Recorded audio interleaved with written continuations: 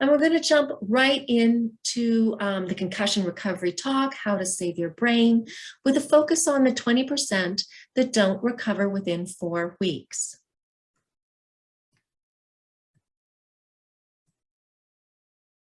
And I want to thank the Online Wellness Show for hosting this event. And thank you all for taking the time and showing up to be with us today. I'm always excited to share my research and treatment approach to supporting those who do not recover from concussion within 4 weeks, meaning they have lingering symptoms or post-concussion syndrome.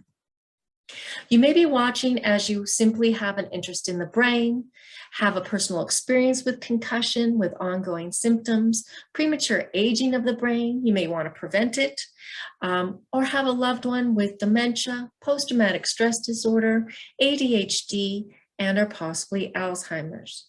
If that is you, you are in the right place. What you will learn in this very short time we have together is why you have, or someone you love, have life-changing symptoms, and that there is hope. Often people are diagnosed with a mild concussion or head injury, but to that person it's not mild. It could be life-changing, but it's not classified as moderate or severe. But we want to look at why 20% of the people don't recover from head injury, or they're that person who is having lingering symptoms. I've been researching this for several years, and actually over 15 years, and creating the hypothesis from personal experience as well as clinical observation that the brain is already biochemically altered. And with that and the research that I've been doing, I have found that there are many solutions, but today we're going to be talking about one in specifically for today. So just to check out, are you the 80% or the 20%? How do you know? Working with those that heal regardless of what you do, that they're the 80%, they make any practitioner look like a rock star. I've always looked at the world either backward or from the inside out or opposite day. So really I look at, or people are attracted to me that are the 20% that don't recover. They're looking for resolution and for somebody who really thinks outside the box. Because if you are working with the 80% all of the time, the ice heat stim or just the balance exercise or the vestibular work may or may not work for the 20%, but it's almost guaranteed to work for the 80% because their brain will heal on its own, even without outside intervention. So because of what I've always supported those who have fallen through the cracks and those that have given up or given up hope, that's really who this protocol has been designed for, is those people. This approach is not for the faint of heart, because really you become, as a practitioner, looking at all possible solutions, that this is real, this is happening, why is this happening? It actually keeps your brain, as the practitioner, alert, and you always have to stay present. But not all treatments are created equal. As a practitioner, you have to be always present, exceptionally patient, and always looking for solutions, because people with concussion may possibly always be late, they'll miss appointments, and not on purpose. They just cannot rein in their brain to keep a schedule or have boundaries. It's like all the strategies that they had for success before the head injury are now evaporated. They can't even grab them, so to speak, in their brain. So it's like their world is almost falling apart, but also time and keeping a schedule is elusive to them. So I teach practitioners a dynamic brain healing protocol, as well as the nutrition part for the brain. And a lot of them have shared with me that they can do their treatment in their sleep. And they're almost like boasting in a way that, oh, I've done this, I've become such an expert that, oh yeah, I could do that totally. And my response to that is, one, that must be boring, that you've done the same thing for 20, 30 years every day. And, you know, how stimulating could that be for their brain? And who does that help if you're doing the same thing over and over again? And, maybe from information that the practitioner learned 20, 15, or even 10 years ago. Because as science is evolving, treatments are changing, and always keeping up to date is in the highest interest of your patient or your client. So when dealing with the brain, you cannot zone out as a practitioner while treating people. It could mean life or death for that person you are treating, in the sense that if you're saying these old ice heat stim or balance stuff, or just doing return to play protocols is enough, and that is for the 80%, because again, their brain's going to heal no matter what. But the 20%, it's not. And so they're looking at you as a practitioner to give them some answers. And when you share that, yes, this is going to work for you, and yes, just doing a neck adjustment or some soft tissue work on your neck is going to resolve your symptoms, and it doesn't, it really puts these people into a spiral, because they've been promised so many times that they're going to get the results that the 80% will get regardless. So we're going to look at specifically here the 20%. Are you the 20% that don't recover from concussion? And you might never have had a concussion. So you might think, okay, am I the 80 or am I the 20? And if you are the 20, you already know it if you've had a concussion, because your symptoms are lingering. And the person that is the 20%, again, knows and wonders what is wrong with them and why they aren't getting better, because everyone's promising them that their technique will help them. But there is a hierarchy to healing the 20%. And I've discovered that some of the best people in the world, their treatments don't last on the 20%, because again, there's a specific order. And the first thing that has to be done is really to calm the brain down. But the 20%, what they're told often is they're dismissed, and they're told that it's all in their head, and they should see a psychiatrist or a psychologist to get medicated. The 20% look normal, and their family wonders what happened to them, as they're no longer the person that they love. And usually that 20% are such high performing, when they go and do tests, neurological assessments, they appear average. But to the 20%, they were really high functioning before, so they now are just like the normal person. And again, internally, they're frustrated because they know that just that level is not the standard, but they pass the test. And the 20% often emotionally become isolated or lonely, and unconsciously what they do is they want strategies for success now. So if you keep your world smaller and keep it and stop socializing and stop getting extra stimulation that overtaxes the brain, it is really a method for survival. But again, after a period of time, their world is so isolated that they're losing that really social connection with people. So that's a coping mechanism. So it all starts in the brain. My theory, my hypothesis, in which I'm publishing the research next year, is that those who do not recover from concussion, or those that have premature aging brain or early dementia, already have a biochemically altered brain. One, they're either born that way. Two, they've had multiple head injuries since really childhood, and then again in sport. So it's the accumulation of injuries and or emotional or physical trauma as a child. All of that changes the brain. And there's many experts out there that support that theory. Mine specifically looks at a biochemically altered brain is a brain that's struggling prior to concussion. And it can present as ADHD in a child, ADD, post-traumatic stress disorder, trauma. And again, if children have this and they've had multiple head injuries or trauma or abuse as a child, their behavior becomes erratic, and they get punished more and more, or they seem to have behavioral issues. But it is all starting in the brain and their brain chemistry. And Oftentimes, these individuals are the top performing athletes, Navy SEALs, or high risk or adrenaline seeking individuals. They are usually hyper-focused or not at all. They can appear to be lazy when they're not interested, but when they're interested in something, they actually are 100% engaged. So the opposite day, for these people with ADHD or trauma, the more stimulation they have, the more their brain relaxes. Caffeine puts them to sleep or relaxes them. Often pain medication does not work, or they're more prone to addiction. They have suicidal thoughts even as a child because their brain chemistry is altered.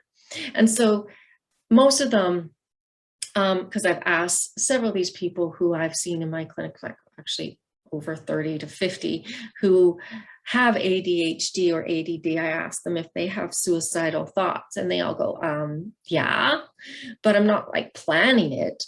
And it's because their brain chemistry is off, their neurotransmitters are off, and that changes the brain and how it sees the world. And so they think that's a normal thought, but they're not going to act on it. But let's say they get 2 or 3 or 4 concussions, then that action is put into place. And that's what you see with, NFL players or people who've had multiple concussions, or even from car accidents. They're at risk because their brain is already biochemically altered. So what I've discovered is that the deficiencies in the neurotransmitters is the key to recovery from head injury. Neurotransmitters dictate the health of your brain and the ability to recover from injury. The 20% from birth often are not producing the normal levels of neurotransmitters, or they are metabolizing them at a higher rate, so therefore they don't have enough for repair. At age 21, the production of neurotransmitters and hormones start to diminish every year significantly. And if they are already deficient before 21, this leads to behavioral and personality issues, as well as inability to recover from head injury, even from the smallest hit to the head or body. So oftentimes people take into account, well, I saw that and that wasn't really that major, so you can't be having those symptoms. And even professionals say that, well, the accounts say that that hit wasn't that big, so why are you having those symptoms? So this is kind of explaining why that's happening, is because one, they're deficient in the neurotransmitters, their hormones are actually deficient to start, and then it's just building upon multiple head injuries, and they don't have to be big. And again, you do not have to hit your head. I've had several people that have fallen on the ice and hit so hard just on their bottom or their glutes, and that's created severe head injury because of the neurological damage and the compression in the spine as well as the fascia, and it's enough to create inflammation in the brain. Neurotransmitters are the secret sauce. They're essential for brain health. So if they're lacking the resources to heal the brain physically, this creates a psychological effect of depression, anxiety, frustration, anger, memory loss, brain fog, fatigue, sleep disruption. So with people, the 20%, they do get often prescribed antidepressants, anti-anxiety medication, and it's almost 100% that this medication doesn't work. It either works temporarily or it doesn't work at all. And the research shows that on the 80%, these antidepressants work 33% of the time, which means, over 70% of people are not getting any results. But the 20%, it's even greater. So they again are saying this pill will help you, and it doesn't, and it again creates that spiral of hopelessness. Sleep is essential for brain health and repair. Children suffering from trauma or ADHD often have sleep disruption starting at a very early age. So they have insomnia, or they have nightmares, or they sleepwalk, all that sort of thing, because the brain chemistry is off. And this could begin at birth. And that could come from a forceps delivery to a breech delivery, or, even trauma in the womb can affect the brain biochemistry. And again, that's more difficult to see, but when children have behavioral issues or are colicky or they can't settle down, there's something going on that's more than just a personality issue. So the step one is, and the very first and primary thing, and which can be more than just one treatment, it could be for months for some people, is get the brain out of fight or flight. So deficiencies in the brain, along with injury, concussion, or trauma, can create a neurological loop, being forever stuck in fight or flight, limbic or reptilian brain, and the need to know are just for survival. There is no quality of life here. So everything is just a need to know. I need to do this for survival. I'm like a robot. I'm just going to switch on. So I work really hard at work, and then I come home and I collapse. They then fall into freeze after a period of time that they can no longer run from the bear. They've been running, they're in fight or flight, they're running, and eventually they just play dead. And so what's happening is they're lying on the ground, the bear's walking around them, so they just freeze, hoping that the bear doesn't eat them. And oftentimes with trauma or physical abuse, that bear continually walks around that person. So that person is going through their life in a frozen state that they can't make a change, they can't make a decision, they can't access the executive functioning in their brain. So again, they're just a robot, an empty shell, and there's no thriving in this point. Again, it's just surviving. So the person is basically playing dead, but going through the motions of life. How to calm the brain. I partnered with a medical doctor who created a neurotransmitter test. I first used it on myself as I was drowning in my life after 6 concussions as an adult. I was super busy and getting nothing done, as I also had ADHD, and with the 6 concussions and just the difficulty with the ADHD, and I was trying to write a book and trying to get stuff done. But again, I was so busy and I was doing absolutely nothing. But I thought everything had to be done now, which meant nothing was ever being done. So I reached out to some friends and I'm like, I need some support. So the test actually was the first step in transforming my own brain. It told me what neurotransmitters I was deficient in, and I was actually deficient in all of them, and the primary top 4. And what I did was, that program, I created a self-care technique, and that's what inspired my dynamic brain healing that I'm teaching other practitioners, is because nobody was putting it all together. It all has to work together. The physical portion, the biochemical portion, the psychology portion, we all have to work together as a team to help that 20%. So this protocol really saved my life and improved the quality of my life. And again, my brain now is, I wish I'd done this when I was 12 years old, and a lot of the decisions that I've made in my life, because I made things a lot harder than what they could have been, because a lot of ADHD people like to create drama. And then after concussion, then there's just more drama and more drama, because communication falls apart, because the 20%, their brains aren't comprehending what people are saying in the way that it's being said. So there's a distrust, there's anxiety, and when that's happening, the brain is like skeptical and that everyone's out to get you.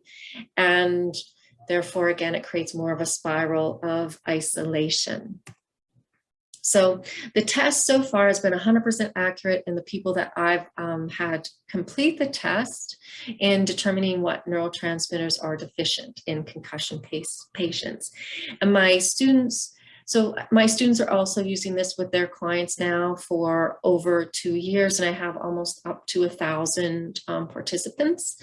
The study is going to be published in 2022. And what we found is less is better with the brain, and the protocol of neurotransmitter support has given people hope and a younger brain. And for a majority of these people, there's often relief immediately.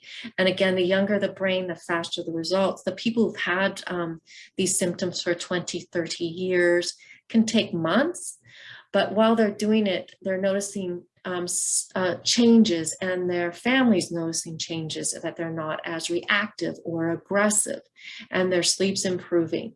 So again, it depends on how long you've had the concussion and your age, but the symptoms have been resolving, which is so exciting and so awesome.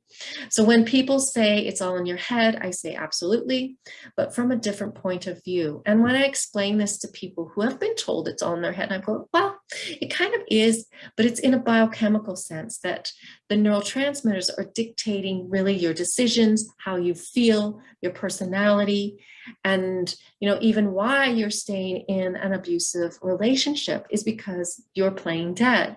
There's absolutely no way you can make a choice to make a change. So, and then there's relief. And I said, as your brain starts to heal, it creates opportunity for more choice, because you can access the executive function in your brain. And it actually takes a lot of stress off people, that they're realizing that there is hope. And when people do the test, and I get them to redo the test every 2 months to see if the protocol needs to change, how the brain's healing. And as we create more space in the brain, more space for choice, people just, again, change their life with ease. It's not forced. And this also helps with addiction as well. You change the biochemistry, and then the need and the desire becomes less and less, that they actually just end up not doing it without consciously having to make themselves. So it's really a spectacular protocol. So if your brain's biochemistry is optimal and you maintain the levels throughout your life, it is reasonable to suggest that you can keep your brain young at any age. So why not just test the levels? And if the levels are deficient, you're not ingesting enough for your brain to maintain the level that it needs for the amount of stress or the tasks that you do. So putting in the supplementation really supports the brain.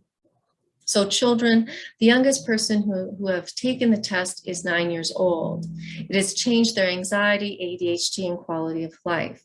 The parent went on the protocol first and asked if his child could as well. And I said, absolutely.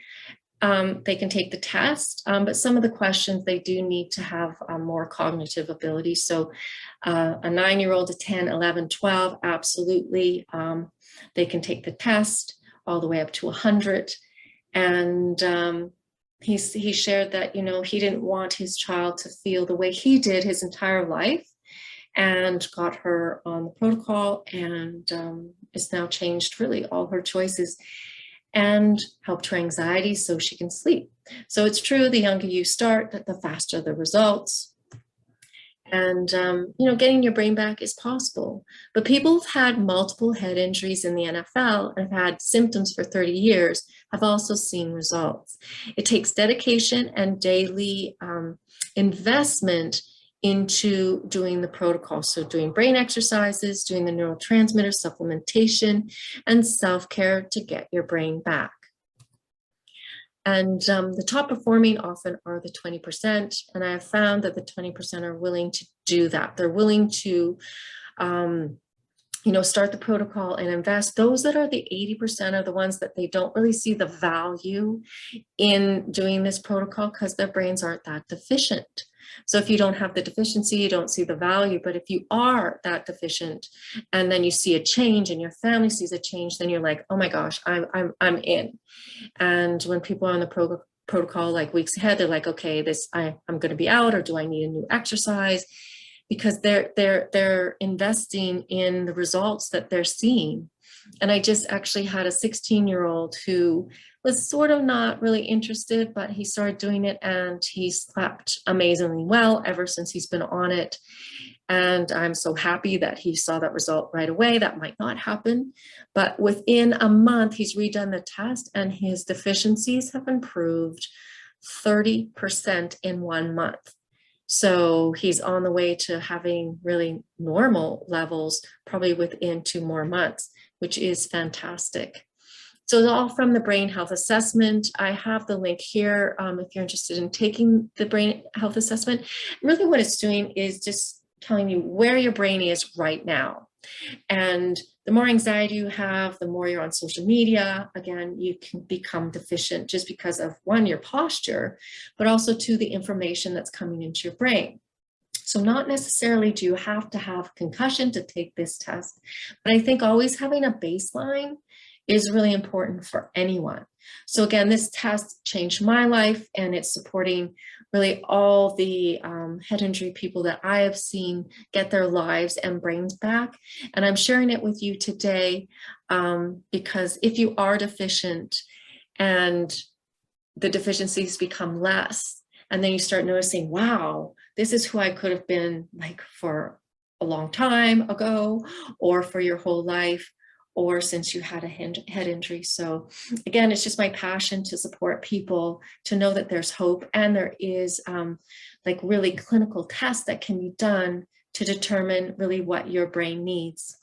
So I want to thank you all for sharing the time with me today and sharing really my strategy and my protocol to supporting those, the 20% that don't recover within 4 weeks. So, all right, we're going to open it up to some questions.